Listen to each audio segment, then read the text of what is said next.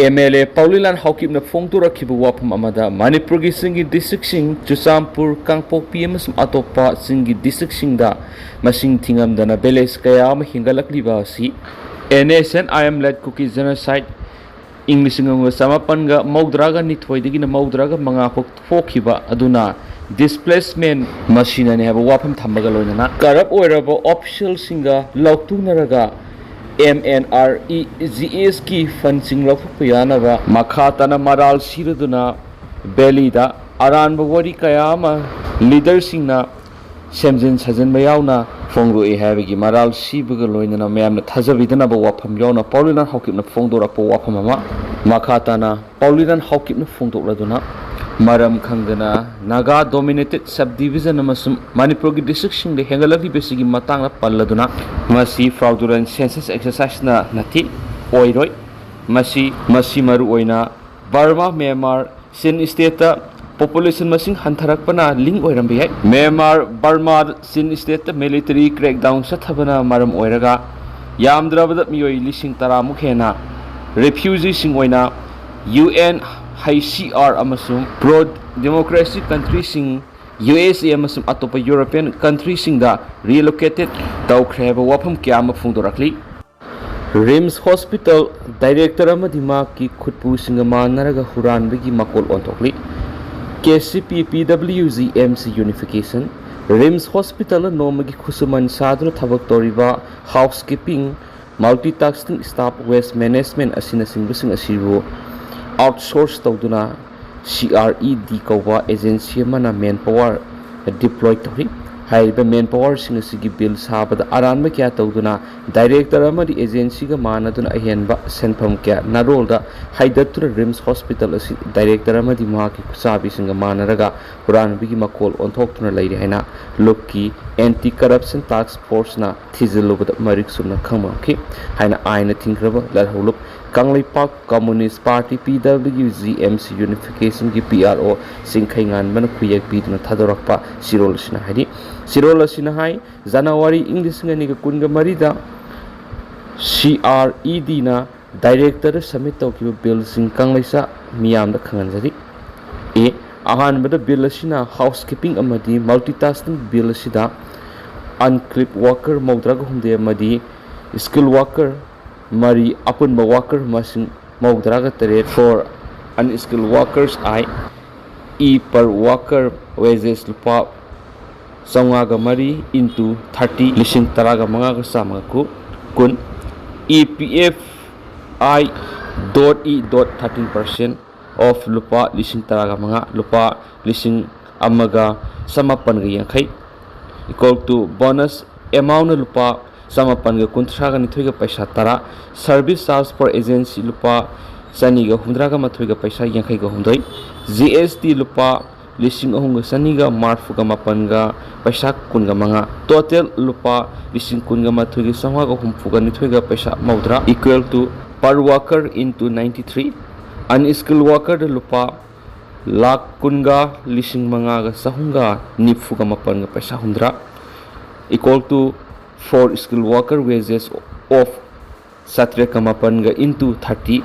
days lupa lising kun ga mathoiga sani ga humdra equal to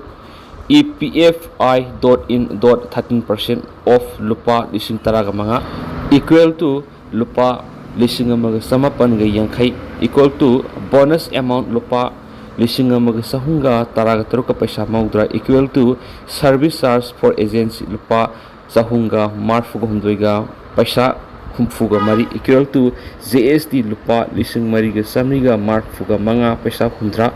equal to total lupa lising kunga mapanga samriga taruka paisa kunga mari equal to per workers into for skilled workers lupa lamaga lising taraga treka satruka kunga mariga paisa maudraga taruk equal to total first bill for January 2024 for 93 unskilled and skilled workers lupa lakh kunga mathoiga lising kunga nithoiga samapan go humdrag nithoiga paisa marfuni bida ani suba bill housekeeping vehicle service worker saniga nifuga teret wages of unskilled workers plus 28 and skilled workers I total 375 workers ahanbada for unskilled workers lupa lising kun nga mathoy gi sangwa ko humfuga ni thoi ga paisa mogdra ga nipan equal to per workers ani subada for skilled workers lupa lising kun ga mapan ga samri ga taru ka paisa kun ga mari per workers ahum subada for two wheelers vehicles lupa lising humdra ga sangwa ga yangkhai ga manga equal to total second bill for January lising ani ga kun ga mari for 247 unskilled workers plus 28 skilled workers plus two-wheelers vehicles lupa lakh humfuga ni thoiga lising taraga mapanga samapanga taraga tarune hari Sire lasina hai January lising ani kunga marida CRED na director rims the workers sahung ko humdraga ni thoi singi bill submit akhi hariba bill asi the workers singi ming Aadhaar number amadi EPF worker masing yauri mathang Kangpok pida popi lok tringai re yanthana wa kangpok pi DC na khangan khri DC Mahesh Chaudhary na lusingduna phamkiba district asigi senior official yaw haibadi ASP senior official sing yawduna district level officer sing saruk yakhibani hairibo official sing goiba mi phamadda popi thariba sing si lok tringai re yanthatpigi wafam thamladuna SDO OCM di central force sing kari karamba mafam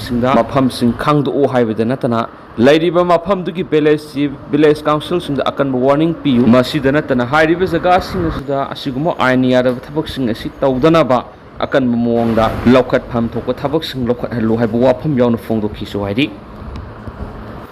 Himachal da laibak thiba thaudok ta miyoi mari siraga tare na asu apan nang hairi hairiba si Mandi Manali highway Kiratpur da thokibani hanis paum na makata na report hauri Sagon sel numiki ayukta police na phongdokhibagi matungina Kiratpur Manali highway da Dawara tunnel da truck ani thomgaina bada miyoi mari siraga miyoi tare na aso apan nang khibani hari saurangna thaudo se ayuki pung taruka makhai muk ta ba matam na thokibani thaudo sin maram oiraga miyoi kayama thokpa ngamdana trap tawduna leina batana tana aso apan kyama na khiyari loina asok pasingado Nagwen civil hospital accident thokle heba pau tabadagi athubada police sim accident thokpamda sangsinakhi loinana hariba thaudo asigi matangna thigat pa hokri hari police na phongdorakpagi matungina miyoi mari ima accident asida laikhidre aduga atokpa miyoi taret amana asu apananglei loina sikraba laikhidraba miyoi sing asigi maming mata khangduknaba police singna hotnari hari sabsa na hariba thaudo karamna thokhibano haiba khangmamdri official sing haribe thaudo sigi matangda thijinba recording sing investigate tawnabagi damakta statement lawba hore haba pawmus pali